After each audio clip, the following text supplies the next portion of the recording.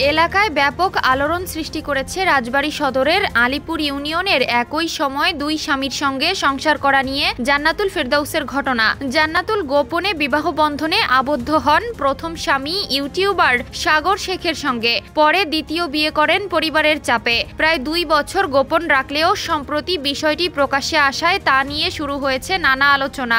জানা যায় জান্নাতুল 4 বছর প্রেম করে 2022 সালে রাজবাড়ী সদরের আলিপুর ইউনিয়নের ইন্দ্রনারায়ণপুর গ্রামের আবু হানিফ শেখের ছেলে ইউটিউবার সাগর শেখকে গোপনে বিয়ে করেন। পরিবারের সবাই বিদেশে থাকায় তিনি বাড়িতে একাই বসবাস করতেন। সাগর জান্নাতুলের বাড়ি নিয়মিত যাতায়াত করতেন। তাদের সংসার জীবন ভালোই চলছিল। হঠাৎ জান্নাতুলের বাবা প্রবাস থেকে দেশে ফেরায় শ্বশুর বাড়ি যাতায়াত বন্ধ হয়ে যায় সাগরের। জান্নাতুল এরই মধ্যে প্রথম বিয়ের কথা গোপন রেখে পরিবারের সিদ্ধান্তে অন্য এক যুবককে দ্বিতীয় বিয়ে করেন।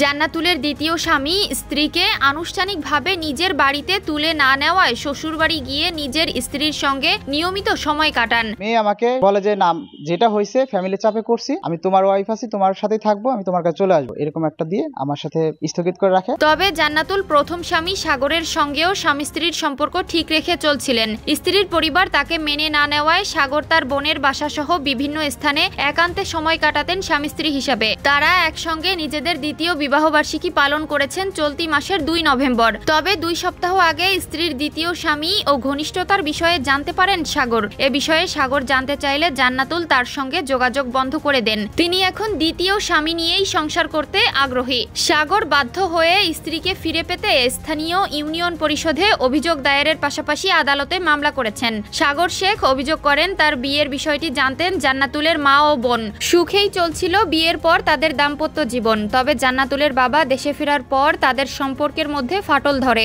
আমার স্ত্রী বলেছিল সে পরিবারের চাপে দ্বিতীয় বিয়ে করেছে, তবে সে আমার কাছেই থাকবে, কিন্তু এখন সে আর যোগাযোগ করছে না। আমি যখন বুঝতে পারছি আমার সাথে প্রতারণা হয়েছে তখনই আমি আইনানুগভাবে ব্যবস্থা নিয়েছি। জান্নাতুলের মা হাসিনা বেগম বলেন সাগরের সঙ্গে জান্নাতুলের বিয়ে হয়েছিল, তবে 2 মাসের মাথায় তাদের ডিভোর্সও হয়ে যায়। জান্নাতুল তখন ছোট ছিল এবং কিছু বুঝতে পারেনি। পরে তারা ডিভোর্সের কাগজ ছিঁড়ে ফেলে। কয়েক মাস পর জান্নাতুল আবার বিয়ে করে। উকিলের সাথে আলাপ করে উকিলকে ওরা 2 মাস পরে ওরা ডিভোর্স হয়ে গেছে। 3.5 লাখ টাকা পাঠানোর পরে ও রাজবাড়ি গেছে, ওর ইসেরটা ভেগেরটা কাটটা নিয়ে ও 2 লক্ষ টাকা উঠিয়ে নিয়ে গেছে।